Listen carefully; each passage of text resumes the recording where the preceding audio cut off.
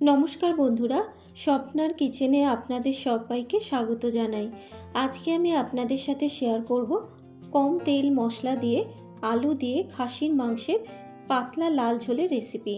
বানানো খুবই সহজ, আর গরম গরম ভাতের সাথে এই খাসির মাংসের পাতলা ঝোলটা খেতে কিন্তু দারুণ লাগে। আশা করি আজকের এই রেসিপিটা আপনাদের ভালো লাগবে। যদি রেসিপিটা ভালো লাগে অবশ্যই একটা লাইক করে দেবেন। তাহলে দেরি না করে দেখে নেওয়া যাক আমার আজকের রেসিপিটা। খাসির মাংসের পাতলা ঝোল বানানোর জন্য এখানে নিয়েছি 800 গ্রাম মতো খাসির মাংস। মাংসটাকে ভালো করে জল দিয়ে ধুয়ে জলটাকে ঝরিয়ে রেখেছি, আর মাংসটাকে মাঝারি সাইজের টুকরো করে কেটে এনেছি। আপনারা আপনাদের পছন্দ মতো সাইজে মাংসটাকে কাটিয়ে নেবেন। এবারে মাংসটাকে ম্যারিনেট করে নেব। ম্যারিনেট করার জন্য দিয়ে দেবো স্বাদ মতো নুন, দেব হাফ চা চামচ হলুদ গুঁড়ো, আর কালারের জন্য দিয়ে দেবো 1 চা চামচ কাশ্মীরি লঙ্কার গুঁড়ো। নুন, হলুদ গুঁড়ো, লঙ্কার গুঁড়ো দেবার পর এবার মাংসটাকে খুব ভালো মতো করে মেখে নেব।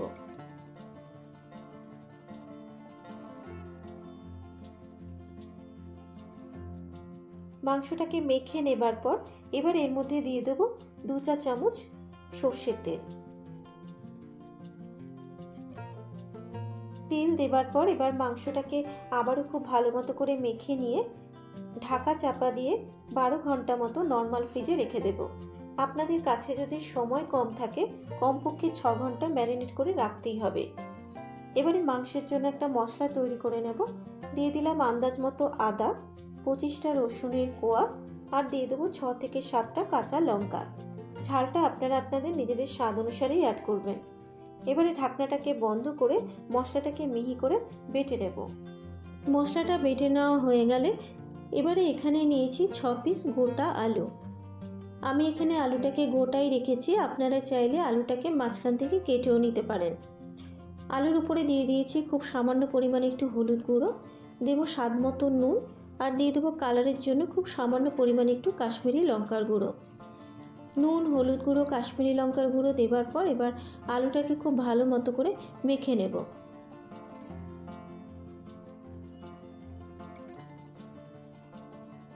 আলুটা ভালো মতো মেখে নেওয়া হয়ে গেছে। এবারে আলুটাকে ভেজে নেব। আলু ভাজার জন্য কড়াইতে দিয়ে দেবো বেশ কিছুটা পরিমাণে সর্ষের তেল। তেলটা যখন গরম হয়ে যাবে তেলের মধ্যে এক এক করে আলুগুলোকে ছেড়ে দেব।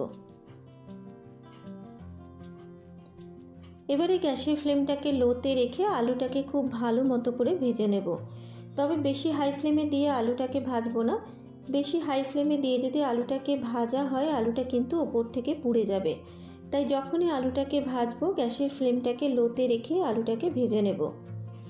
এবারে মিনিট 5 ঢাকা দিয়ে আলুটাকে ভেজে নেব। 5 মিনিট পর এবার আমি ঢাকনাটাকে খুলে দিলাম। দেখুন আলুর মধ্যে খুব সুন্দর একটা লালচে রং ধরে গেছে। মাঝখানে একবার আমি ঢাকাটা খুলে কিন্তু আলুটাকে নেড়ে নিয়েছিলাম। এবারে আলুটাকে একটা পাত্রে তুলে নেব।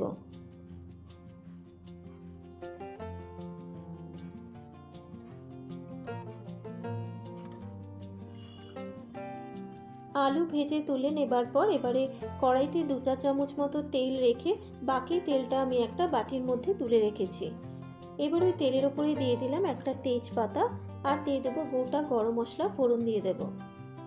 গরম মশলার মধ্যে দিয়ে দিয়েছি 3টে এলাচ, 3টে লবঙ্গ, আর 2টো ছোট দারচিনি। এবারে 15 সেকেন্ড মশলাটাকে ভেজে নেবার পর এবার এর মধ্যে দিয়ে দেবো 2টো মাঝারি সাইজের পেঁয়াজ কুচানো। যেহেতু আমি খাসির মাংসের পাতলা ঝোল রান্না করব তাই 2টো মাঝারি সাইজের পেঁয়াজ কুচিয়ে দিয়েছি। এবারে গ্যাসের ফ্লেমটাকে মিডিয়ামে রেখে পেঁয়াজটাকে হালকা লাল করে ভেজে নেব। পেঁয়াজটা ভেজে নেবার পর এবার যখন পেঁয়াজটা নরম হয়ে আসবে এবার এর মধ্যে দিয়ে দেবো মিক্সিতে বেটে রাখা মশলাটা। এখানে আদা, রসুন, কাঁচা লঙ্কা একসাথে বেটে নিয়েছিলাম। দিয়ে দিলাম সেই বেটে রাখা মশলাটা, আর দিয়ে দিলাম খুব সামান্য পরিমাণে একটু মিক্সি ধোয়া জলটা। এবারে আদা, রসুন, কাঁচা লঙ্কা বাটাটা দেবার পর এবার মিনিট 3 মশলাটাকে ভেজে নেব, যতক্ষণ না আদা রসুনের কাঁচা গন্ধটা চলে যাচ্ছে। মিনিট 3 নাড়াচাড়া করে নেবার পর এবার এর মধ্যে দিয়ে দিলাম হাফ চা চামচ হলুদ গুঁড়ো আর দিয়ে দিলাম 1 চা চামচ লঙ্কার গুঁড়ো। এবারে হলুদ গুঁড়ো আর লঙ্কার গুঁড়ো দেবার পর মশলার সাথে মিশিয়ে নিয়ে মিনিট 2 মশলাটাকে ভেজে নেব।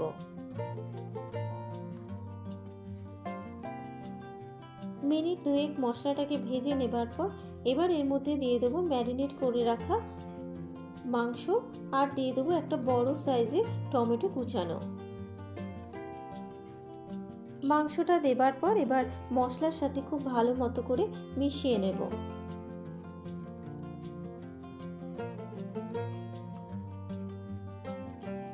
মাংসটা মশলার সাথে মেশানো হয়ে যাবার পর এবার মিনিট 5 মাংসটাকে মশলার সাথে খুব ভালো মতো করে কষিয়ে নেব।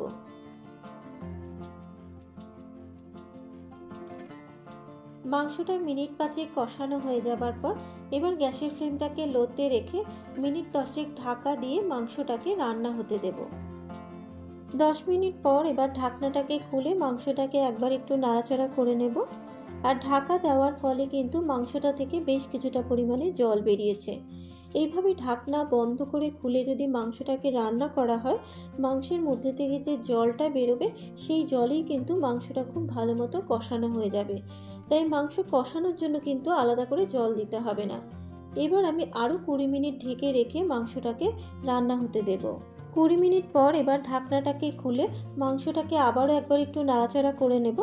দেখুন মাংসটা কিন্তু খুব ভালো মতো কষানো হয়ে গেছে আর মাংসটা থেকে কিন্তু বেশ কিছুটা পরিমাণে তেল ছেড়ে এসেছে। এবার এর মধ্যে দিয়ে দেবো ভেজে রাখা আলুগুলো। আলুগুলো দেবার পর এবার মাংসের সাথে মিশিয়ে নিয়ে মিনিট 3 আলুটাকেও মাংসের সাথে কষিয়ে নিতে হবে।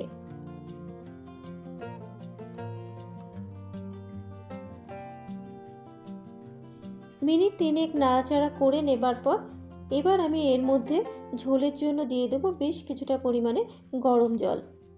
আর যেহেতু আমি পাতলা ঝোল রান্না করব তাই জলের পরিমাণটা একটু বেশিই দেব। আর রান্নায় যদি গরম জলের ব্যবহার করা হয় রান্নার স্বাদ কিন্তু দ্বিগুণ বেড়ে যায়। গরম জলটা দেবার পর এবার খুব ভালো মতো করে মিশিয়ে নেব।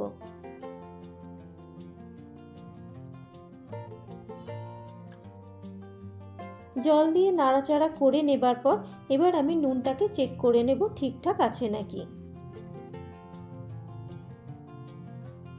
নুন যেহেতু আরেকটু লাগবে তাই এখানে আমি অল্প পরিমাণ একটু নুন দিয়ে দিলাম। নুন দেবার পর এবার আবারও খুব ভালো মতো করে মিশিয়ে নেব।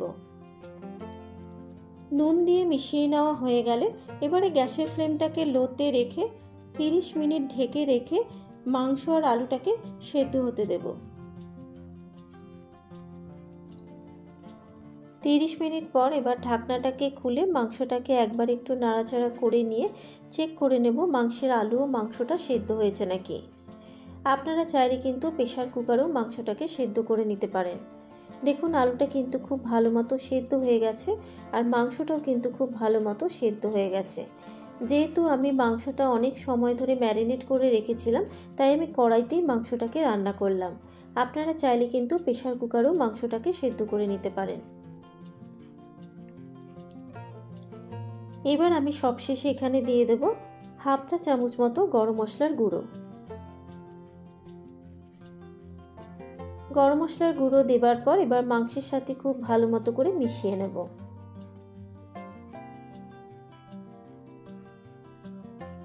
গরম মশলার গুঁড়োটা যখন খুব ভালো মতো মেশানো হয়ে যাবে এবারে গ্যাসের ফ্লেমটাকে বন্ধ করে মিনিট 5 ঢাকা দিয়ে স্ট্যান্ডিং টাইমে রেখে দেব।